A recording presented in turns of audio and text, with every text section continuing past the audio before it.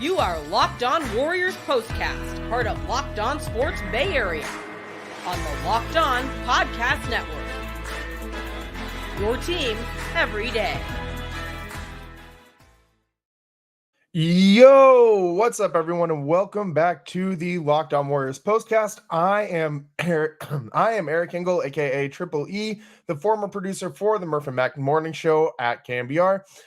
And what a night from Klay Thompson. There has been so much talk about his role in this team, where he fits in, what he needs to do going forward to accept this role that he has. He talked about it himself the other day, called it the Ray Allen role. Well, tonight he shined as he led the Warriors with 26 points and just some awesome throwback moments. A one-legged fadeaway runner in mid-range just looked like vintage Dirk. Just tonight was great from Klay Thompson. And Steph catches fire at the end, narrowly misses hitting his 9 threes. That would have been the first time anyone in NBA history had 3 consecutive games with 9 threes or more. And Brandon Pajemski carries the Warriors through foul trouble while Draymond Green was on the bench in that first half, which was massive. And then the other rookie, Trace Jackson Davis, TJD, provides an answer inside for the Warriors for the second half. We'll break it all down, but first, I want to thank you for watching us on the Locked On Sports Bay Area YouTube channel. Please hit that subscribe button. Thanks also for listening on the Locked On Warriors podcast feed. Make sure to check out the Locked On Warriors Daily Show for more in-depth coverage. Cyrus does a great job. This episode is brought to you by LinkedIn. LinkedIn Jobs helps you find the qualified candidates you want to talk to faster. Post your job for free at linkedin.com/LockedOnNBA. That's linkedin.com/LockedOnNBA to post your job for free. Terms and conditions apply. So let's get right into it. Early on in this first quarter, it was a track meet. And you heard GP2, if you were watching the local broadcast, you heard GP2 tell Fitz and Buki at the half that was the game plan from the jump. They wanted to run. The Jazz play with essentially 3 bigs with Larry Markkanen playing the 3. I mean, there was a lot of opportunity to get up and down the floor quickly, especially after made baskets. And you saw that time and time and time again as the Warriors were just chucking full court passes. Led to a couple of easy buckets. Klay even got a gimme on a cherry pick at the end of the third quarter. If he didn't make that bucket, we would have been talking about Steph Curry leading the team in scoring tonight again. But this was Klay's night. And we talked about it on the last podcast that we had on Saturday. There's been a lot of things that have happened since then in the Bay Area sporting world. Shout out Niners faithful. I hope you're all hanging in there. But the Warriors win tonight gives us all something positive to talk about, right? And Klay was a huge part of that. We talked last time on Saturday's post-game show against the Suns about Klay still kind of struggling to find his spot with this team, this rhythm. And you heard him say in the days between that game and now that he's trying to accept the quote unquote Ray Allen role when he was with the Heat at the end of his career. And Ray Allen was pretty damn good for the Heat at the end of his career. We all know the Mike Breen call, the bang in the corner. I mean, Klay can be every bit as important to this team as he's been in recent years. So, I mean, how many guys coming off the type of injuries that he has had at his age are still impacting the game the way he does? I mean, Klay can have nights like this. We said this on the postgame. It was a matter of time before Klay had one of these nights. And guess what? It happened right away. And I don't know what year we're in right now, but this team almost feels like we said this before, a strength in numbers type vibe. You mean 8 guys and double figures for the Warriors. All 8 players who scored for the Warriors tonight scored in double figures. That's huge, including the 2 rookies, including Draymond, who hit just a prayer half court heave that was just a straight laser beam into the net somehow. I have no idea how that shot went in, but Draymond was feeling it. He had a couple threes in this game. He couple in the first quarter and was feeling himself offensively. You see him looking for his own shot more recently, which has been great, has added an entirely new dimension to this team.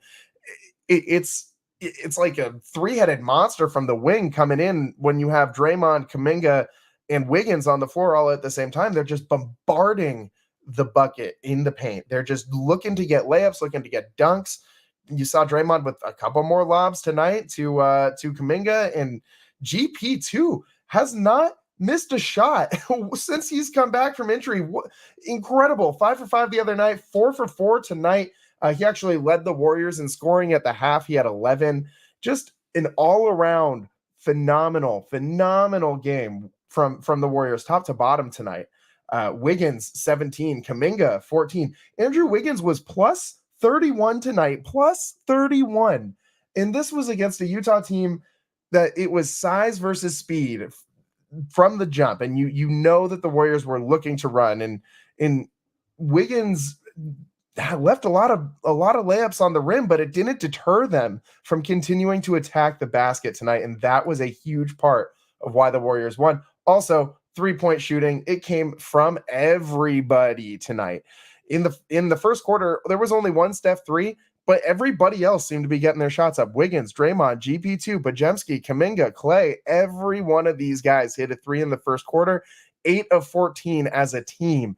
They were unconscious early on. It was back and forth. And for the Utah Jazz, their offense stalled. Their offense went the way of Jordan Clarkson tonight. He came out just a man on fire. He was in his bag tonight, man. He had a couple really nice, tough, leaner threes runners that he shot from 3. He had a couple tough buckets in the paint, getting to the line early. And he looks like he just could not miss. He was, just catch and shoot, just jumping out of the gym. He's impressive to watch. And off the bench, there's a reason why this guy might win 6th man of the year again this year. He's phenomenal. And when he stopped scoring, so did the Jazz. I believe he had 18 points at the half, and he finished with 22. So the Warriors really put the clamps down on him in the second half, did not let him have those open looks. Not that the looks were really that open in the first, but really, really, really emphasized making somebody else beat them. You saw Markkanen get going a little bit in the second half. They did a really good job of containing him tonight as well. He is an all-star, so that's no easy task. It just defense shows up again tonight. And this was in a game where the Warriors really kind of dug themselves a hole early on with fouls. Draymond picked up 3 very quick fouls. Kuminga 2 quick fouls by the 6-minute mark within the first 6 minutes of this game. Both of those guys were in trouble. Draymond sat for almost an entire quarter. He sat until about 5 minutes left in the second quarter. So basically a whole quarter, maybe a little more. And he came back inspired. He came back and played without fouling for the rest of that half, which was crucial to this team. And he made impact play after impact play immediately once he got back in. The vision, the way that he and Steph play off each other, the chemistry, the way he and Klay play off of each other, it was amazing to watch. Steph was also dishing him out tonight. He finished with a double-double, 10 assists to match his 25 points, and only 1 turnover. It was very efficient, and we'll throw in 3 steals also for Steph. It was, I keep saying it was a strength in numbers type feel tonight. They came from everywhere. In the first half, when Draymond went out, Podziemski came in, filled that Draymond Green role as he's talked about filling in the past, played great defense, energy on offense, and you saw Trayce Jackson-Davis basically do the same thing in the second half. He came in, instant energy for this team. When you wondered how their legs would be, how their hearts would be in this game tonight, an emotional night, returning to Utah for the first time since Dejan Milojevic's death, and Kerr not there coaching tonight. Kerr and a few staffers out in Serbia for the service for Dejan, and it just a very emotional night for the Warriors. You could tell they were playing inspired. So one thing we need to talk more about is Brandon Podziemski, and we'll get into that on the other side. And Kalena floated a nickname for him tonight. We got to get into that a little bit too. We'll be right back. My name's Eric Engel. You're listening to the Locked On Warriors postcast on the Locked On Warriors podcast and on Locked On Sports Bay Area. Thanks for joining. We'll be right back.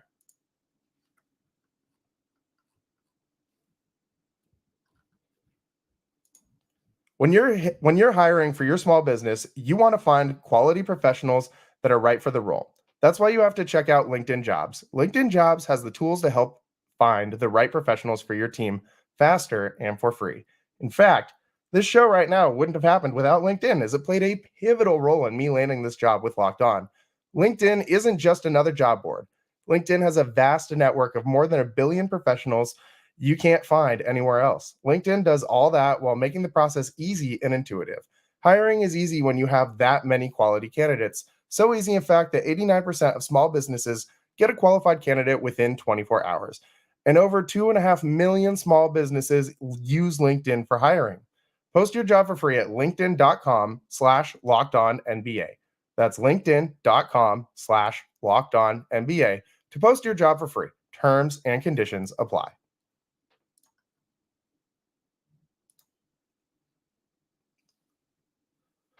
Welcome back to the Locked On Warriors postcast. I am Eric Triple E Engel. You might know me from the Murph and Max show on KMBR that once was and is now no more. But tonight we are talking about the Warriors' dominant win, their 4th win in a row. Just really 5 of their last 6. They're rolling right now, and a lot of this. One guy who's played excellent through this win streak is Brandon Podziemski. And coming into tonight, Pods led the Warriors in minutes during this win streak, and he's also tied with he was tied coming into tonight for the team lead in rebounds.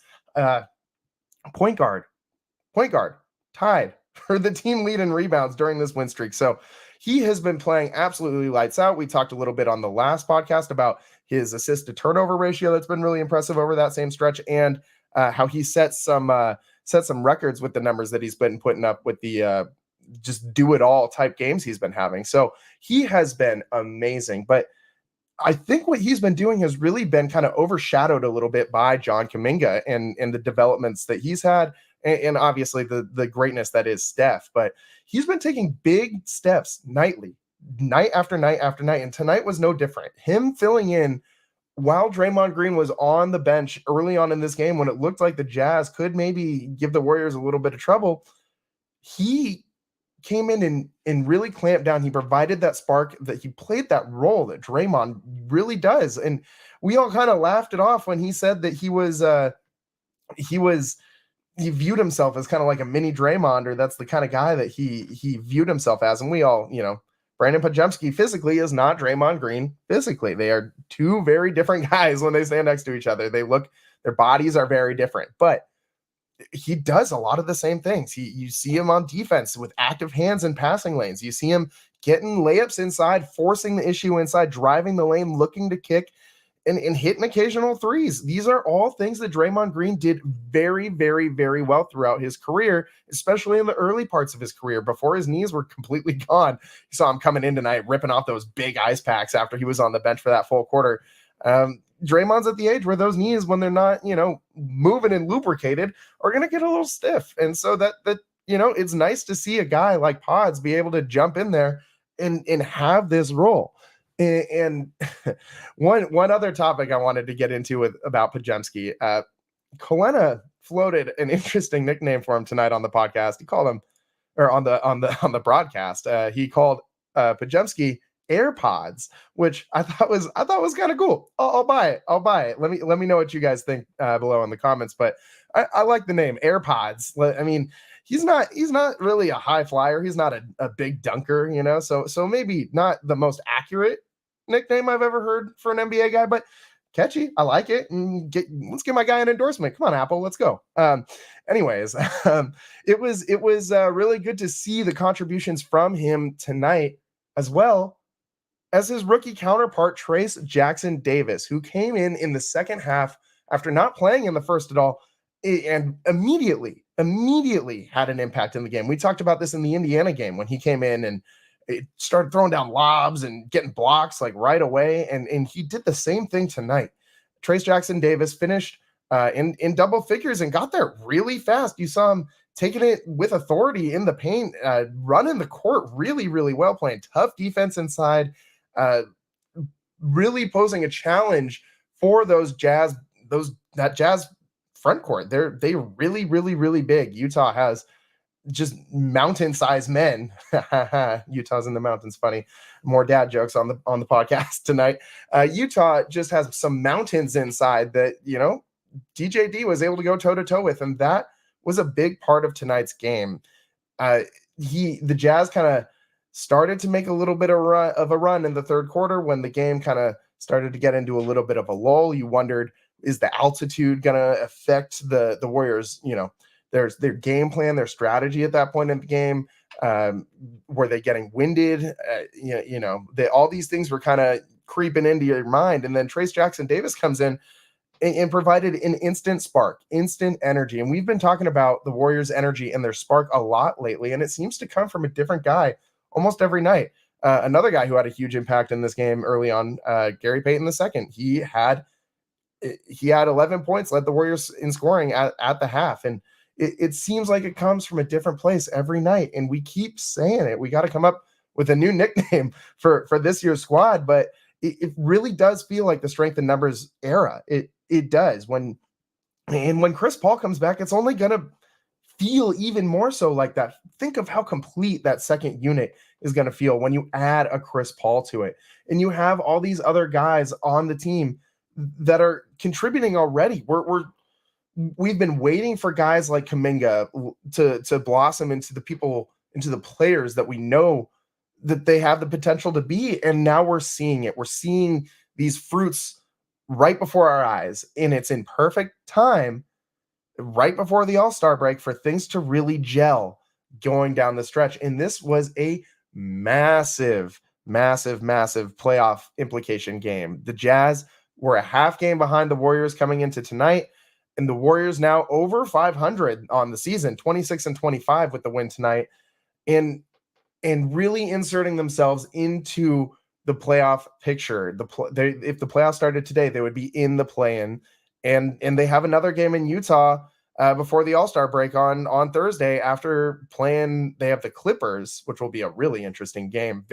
All these measuring sticks games lately. Talk about a measuring stick game. Clippers are the class of the Western Conference right now. I mean, you got James Harden, Paul George, Russ Westbrook. I mean, Kawhi Leonard. This team is loaded, and so that will be a very interesting matchup for the Warriors to see really where they are at. They're hot right now. But to see if they can contend with the class of the West will be a big measuring stick for them. So lots to get into going into the All-Star break. Tons and tons and tons of things affecting the playoff race right now with this team. And it's really important for them to get this win tonight and to get the win over Utah headed into the All-Star break and really cement themselves with a firm couple game lead on that 10th spot over the 11th spot for that final play-in playoff position. And it look to improve. You can pass the Lakers. The Lakers are not anything special this year. The Warriors can absolutely insert themselves into the playoff discussion. They are not very far out of it, and they're playing, we've said it before. Give me Steph Curry and one other guy who can step up. And right now, it looks like there's a lot of guys on this team that can step up going into the playoffs. I love that. I love that recipe. And the defense they've been playing with, the intensity, it's all up and down this lineup. It's coming from every single direction. And it's, as we discussed, a lot of it's coming from these rookies, Brandon Podziemski and Trayce Jackson-Davis, who are just adding so much to this team.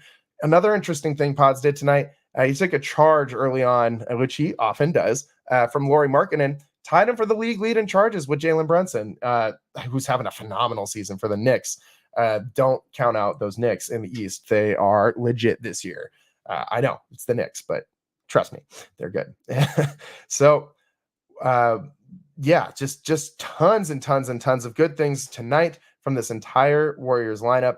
We'll get into some more of these permutations on the other side. Steph Curry exploded in the fourth quarter, narrowly missed making history. And we'll get into that a little bit more after this. We'll be right back. I'm Eric Engel. You're listening to the Locked On Warriors postcast on Locked On Sports Bay Area and on the Locked On Warriors podcast. We'll be right back.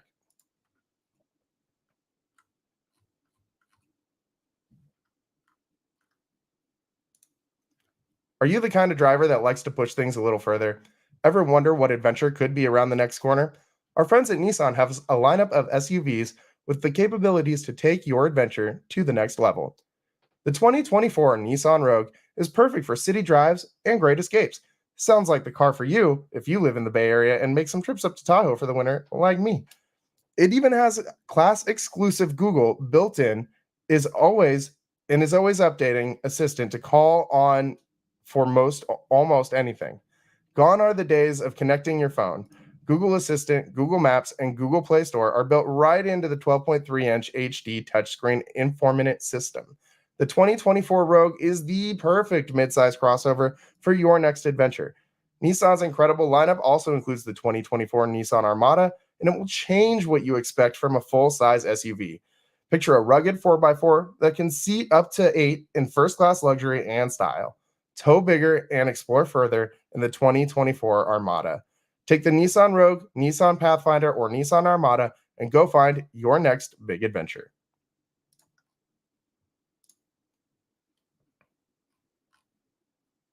Welcome back to the Locked On Warriors postcast. I'm your host, Eric Triple E Engel. You might know me from the Murph and Max show on KMBR. And we're talking about all these excellent things that we saw from tonight. There's really a whole host of them. I mean, great throwback performance from the big three, from Steph, who had 7 3-pointers tonight, from Klay, who led the Warriors in scoring with 26, from Draymond, who kind of did it all. He narrowly missed a double-double, had 15 points tonight. He was really getting after it. 12 points tonight, excuse me. He was really getting after it offensively lately, really looking for his own shot. 9 rebounds, 8 assists, so narrowly missed that triple-double. And also got a ton of contribution from everybody else. Andrew Wiggins, 17 points. John Kuminga, 14 points. Trace Jackson-Davis, 11 points. Gary Payton II, 11 points. They had contributions up and down this lineup from everybody who saw the court tonight. And it was really, really, really good to see Klay play this way, and Draymond too. It's been a long time since we've seen all three of these guys kind of clicking all at once, and I kept thinking, what year is this while watching this game? Draymond's hitting threes. Draymond's looking bouncy and getting to the rim. I mean, against guys bigger than him, this is, and we saw what he did against Nurkic last game, and he's really locked in right now. We said in the post game after that win against the Suns that Draymond looks like Draymond of 2022. The way that he's kind of getting up kind of reminds me of what he was doing in that Memphis series in the playoffs, where he's riding that line just perfectly of playing with aggression but not reckless, playing with passion, but not getting angry or too angry. He obviously plays angry. You want Draymond to play with a little bit of that anger, but it's not controlling him. He's still got his emotions in check. His emotions aren't running him and how he's acting. So tonight he got in early foul trouble. You could have seen him kind of, I think earlier in the season, you would have seen Draymond protest. I mean, you did see him protest some of these fouls, but I think you would have seen him protest to the point where it would have hurt the Warriors, maybe would have taken them out of their focus, would have got a technical, and he didn't do those things tonight. And these are all further signs that Draymond knows exactly what he's doing out there, and he is playing some of the best basketball he has played all season long. These last 2-3 games that he's played, I think, has been the best stretch of the entire year. He has really turned it on when the Warriors need it most. And I mean, they'll need it a little more later on this season, but right now, this is when they've needed it most throughout this season. They really, really, really missed him while he was gone. Their defense suffered, their ball movement suffered, and this team really needs him to be him, to continue to win, to make the plan, to go somewhere in the playoffs more than just be a first round out. So it was really great to see Draymond back in these roles. It makes me so happy, warms my heart to see Klay hitting these buckets. He's just seems so down, and there's not, all athletes get down, but for some reason when Klay Thompson's sad, it makes me sad, man. Like Klay just shouldn't be sad ever. Someone Klay should always be happy. I just picture him on the boat with Rocco and just vibing, saying some really insightful stuff about why the ocean is rejuvenating. That's how I picture Klay Thompson. That's how I envision Klay Thompson. That's how I picture him. I don't see him as this sad guy who's bummed out about fading into the background and worried about his legacy. Klay Thompson should not be worried about his legacy at all, first of all. Second of all, he's not done. And he proved it again tonight why he is not done.